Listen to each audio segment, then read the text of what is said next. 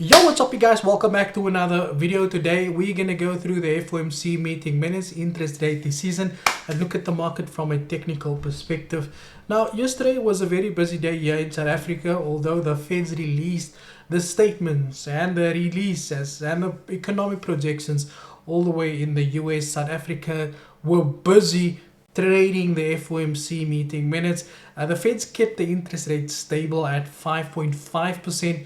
Investors were not too happy about that, and they saw the dollar started to tank. What made it even worse was the Feds added more fuel to the fire by saying that they are going to start reducing interest rates as of next year. Hopefully nothing is going to come in between what the Feds think they're going to do next year, because as we know, markets are unpredictable. You can say this today, then we get COVID 2026 coming out in January. Then the Feds need to change all of their plans once again. But let's assume nothing happens and everything stay as is. And this is exactly why we saw this massive dump on the index. Now, here from a monthly perspective, firstly, there is probably a deeper correction expected, a deeper move to the downside. I do expect the market to still come and hit these levels here that it had never basically come to test. And with the news that came through yesterday, I don't expect the market to just dump, but obviously over time we can expect the market to correct itself there as well. And we finally entered again bearish territory as the market is trading below structure at the moment. So let's go to the article that we have over here. It came from Daily FX. It says here the Fed Reserve keeps borrowing cost unchanged in their present range of 5.25 in the line with expectations. It says the dot plot sees a 75 basis point of easing in 2024. Now the dot plot can say what they want to. We're obviously going to take the information as we receive it, right? It says here the Feds today concluded the last interest rate or the last monetary policy for 2023, voting unanimously to keep the benchmark unchanged within the range of 5.25. Okay, that was in line with Wall Street's expectations. It says here the decision to maintain the status quo for the third straight meeting is part of a strategy to proceed more cautiously in later stages of the fight against inflation, as risks has become more balanced and two-sided after having delivered 5.25 basis points cumulative tightening since 2022, which was, I think, the time that we came out of COVID and the Feds started going crazy with the interest rates, which is what you see here. This is this massive move to the upside. You can see here started in 2022. There we started rallying. Fed started hiking interest rates aggressively. This year we should see the market pull back. No, sorry, next year. Like this year, the year's over already. So yeah, so that's kind of that. And we obviously know the stock market was up because of that yesterday. And then gold also was able to pull back some of the losses.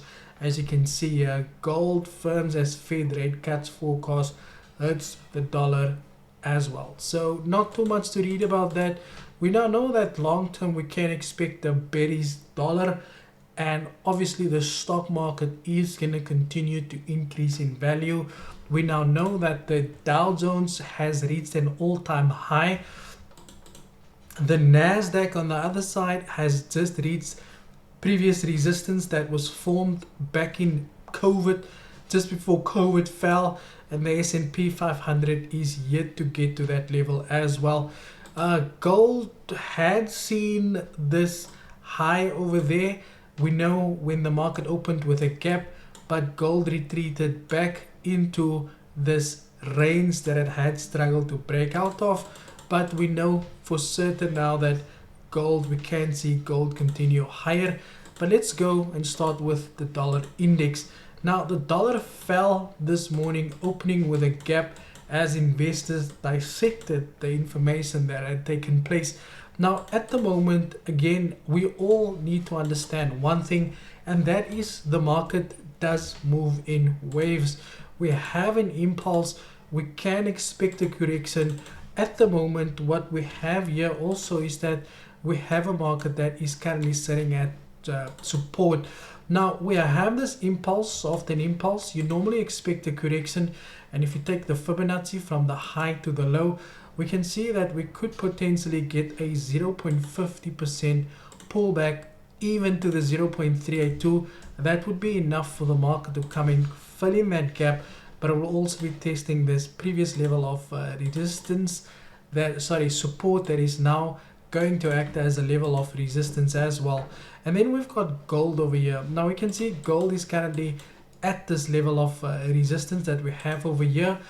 Gold has the possibility of printing what's known as an inverted head and shoulders pattern, which is considered a bullish pattern from a technical perspective. And if you take the Fibonacci from the low to the high, we can see we also have the 0.382 that's lining up perfectly with this previous level of support that got broken, came back, tested it as resistance. Resistance did not hold, the market broke above resistance, giving us an indication that we can expect a pullback for the market to come in, test this level as support before continuing that move to the upside, which falls in line perfectly with the analysis that we've seen on the dollar index, which is negatively correlated with precious metals, which means that when the price of the index increases in value, you can expect precious metals such as platinum, silver, and gold to decrease in values, along with commodities, crypto, and indices as well. Next up, we do have the Dow Jones. Now, the Dow Jones has not shown any signs of bearish momentum coming through here as well.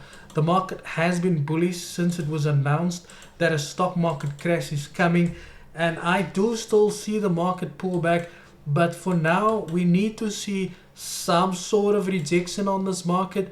If you go on the monthly time frame, you can see that we have just printed a new high, and I would be very careful that we could potentially still see this monthly candle close below this level, because we still have 15 days left.